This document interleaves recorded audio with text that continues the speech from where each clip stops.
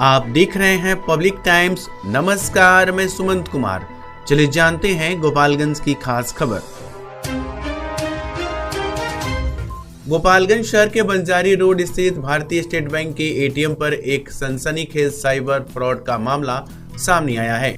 पैसा निकालने पहुंचे एक चिकित्सक का एटीएम कार्ड मशीन में फंस गया। शिकायत के बावजूद बैंक की ओर से समय पर कार्रवाई नहीं हुई और इसी इंतजार के बीच साइबर अपराधियों ने कार्ड मशीन से निकालकर खरीदारी और पेट्रोल भरवाने में 92,000 रुपए उड़ा लिए। कटिया थाना क्षेत्र के रामदास बघई गांव निवासी चिकित्सक सुधांशु शेखर मिश्रा शनिवार शाम एटीएम से पैसा निकालने पहुंचे थे। कार्ड डालते ही मशीन में फंस गया और बाहर नहीं निकल पाया। कई बार प्रयास के बावजूद सीधे बैंक पहुंचकर शिकायत दर्ज कराते रहे, लेकिन कोई तत्काल मदद नहीं मिली। इधर बैंक की सुस्ती का फायदा अपराधियों ने उठा लिया।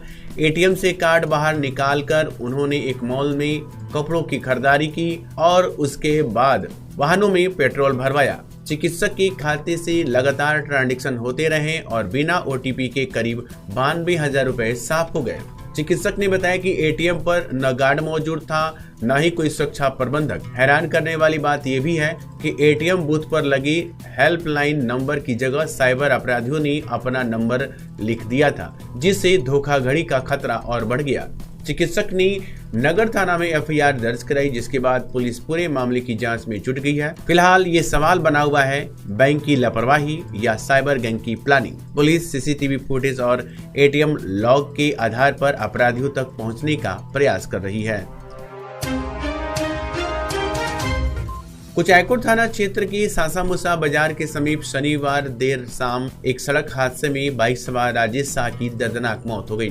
मृतक चौराव गांव निवासी बताए गए हैं। जानकारी के अनुसार राजेश शाह बाइक से एक शादी समारोह में शामिल होने जा रहे थे। सासामुसा बाजार के पास विपरीत दिशा से तेज रफ्तार में आ रही बोलेरो ने उनकी बाइक में जोरदार टक्कर मार दी। टक्कर इतनी भीषण थी कि सड़क पर गिरकर गंभीर रूप से घायल हो गए। मौके पर मौजूद लोगों ने तुरंत उन्हें सदर अस्पताल पहुंचाया, जहां चिकित्सकों ने उपचार शुरू किया, लेकिन स्थिति गंभीर होने के कारण उन्होंने दम तोड़ दिया। हादसे की खबर मिलते ही परिवार में कोहराम मच गया। उधर कुचायकोट थाना पुलिस ने फरार बोलेरो वाहन की तलाश शुरू कर दी। पुलिस सीसीटीवी फुटेज की मदद से वाहन और चालक की पहचान कर रही है। अधिकारियों ने आश्वासन दिया कि आरोपी चालक को जल्द गिरफ्तार किया जाएगा।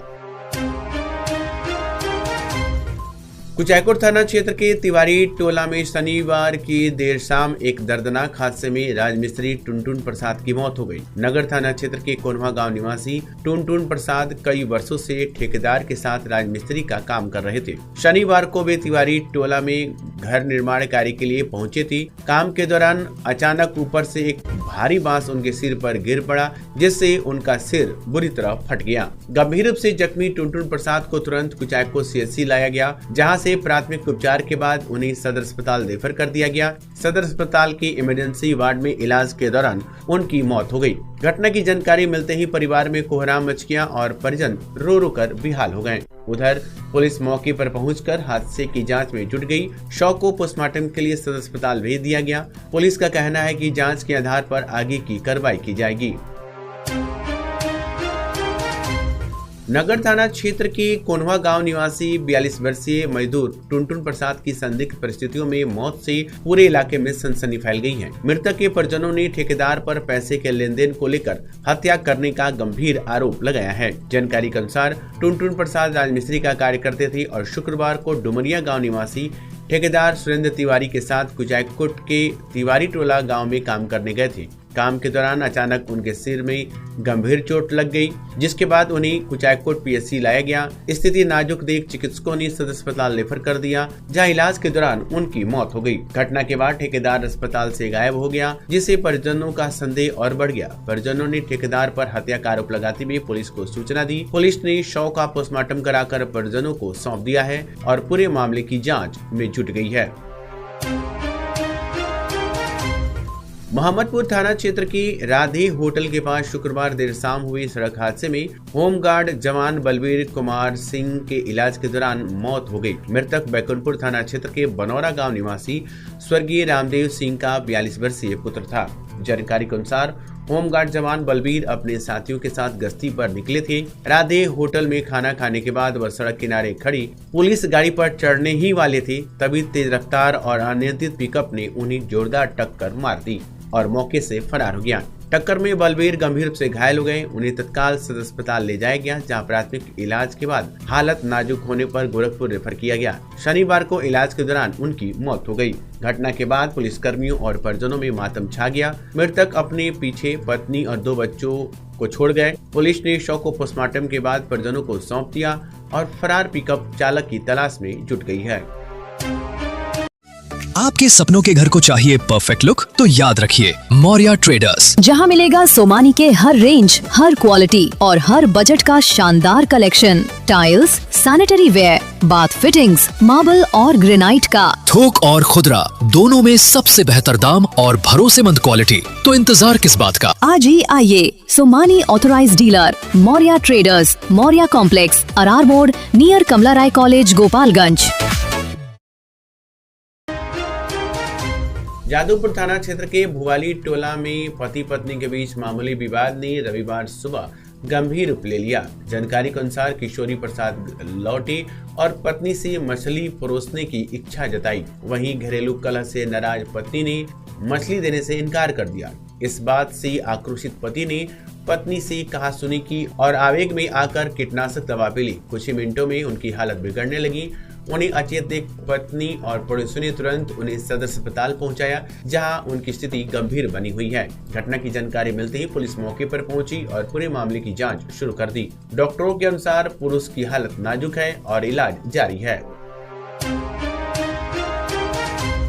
जादूपुर थाना क्षेत्र के चतुरबगाह गांव में रविवार को आपसी विवाद ने हिंसक रूप ले लिया। विवाद के दौरान पड़ोसियों ने मां बेटी पर लाठी डंडे से हमला कर दोनों को गंभीर रूप से घायल कर दिया।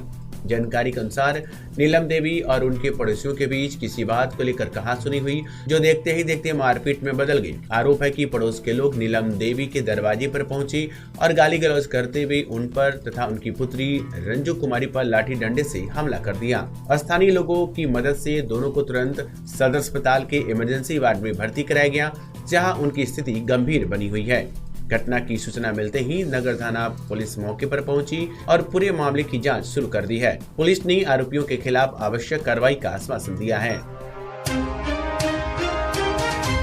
शनिवार को माझागढ़ थाना परिसर में अंचलाधिकारी मुन्ना कुमार ने जनता दरबार लगाकर लोगों की समस्याओं की सुनवाई की।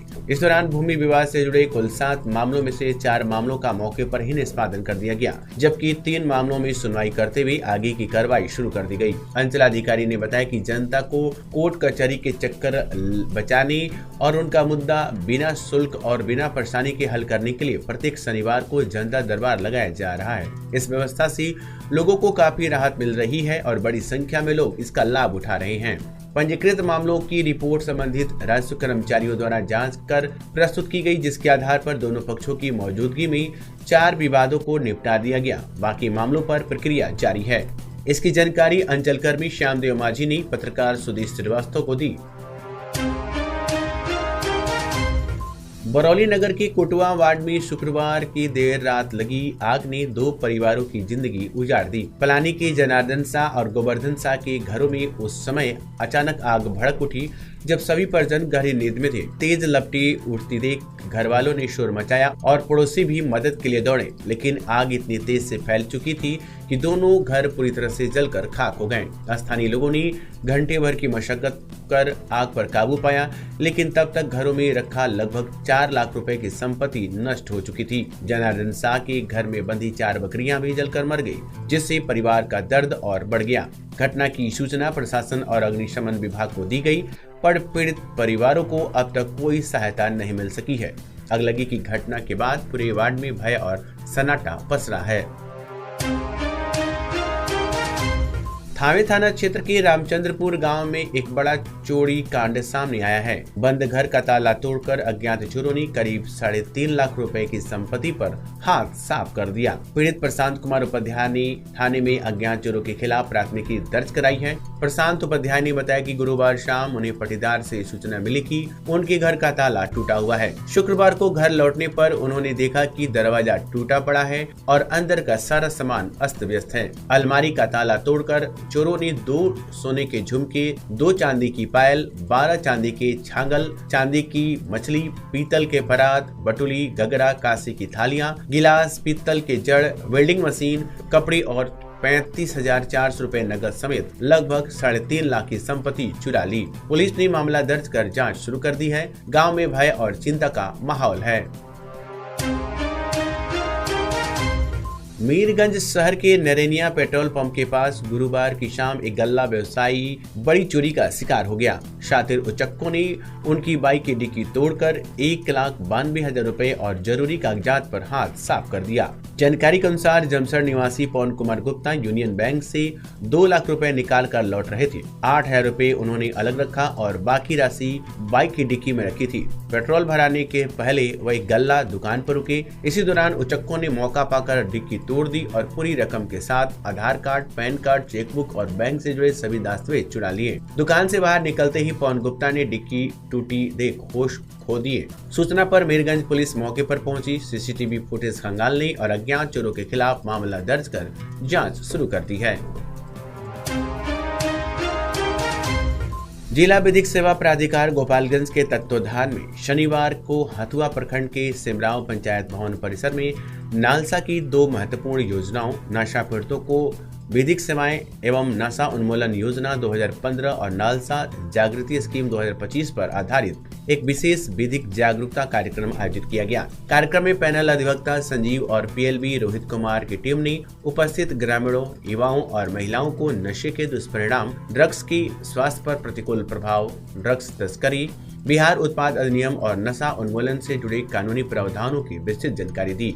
वक्ताओं ने बताया कि किस तरह युवा पीढ़ी नशे के चंगुल में फंस रही है और माता पिता को बच्चों के व्यवहार, खान पान और संगति पर विशेष ध्यान देने की जरूरत है। साथ ही नालसा जागृति स्कीम 2025 के तहत लोगों को उनके कानूनी अधिकारों और मुफ्त विधिक सहायता की उपलब्धता के बारे में बताया गया। इस योजना का उद्देश्य गांव-गांव में न्याय की पहुंच सुनिश्चित करना है ताकि कोई भी व्यक्ति कानूनी जानकारी के अभाव में वंचित न रहे।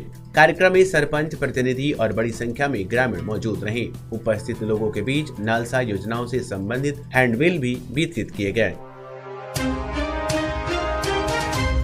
तो ये थी गोपालगंज की खास खबर। आपका दिन शुभ हो। धन्यवाद।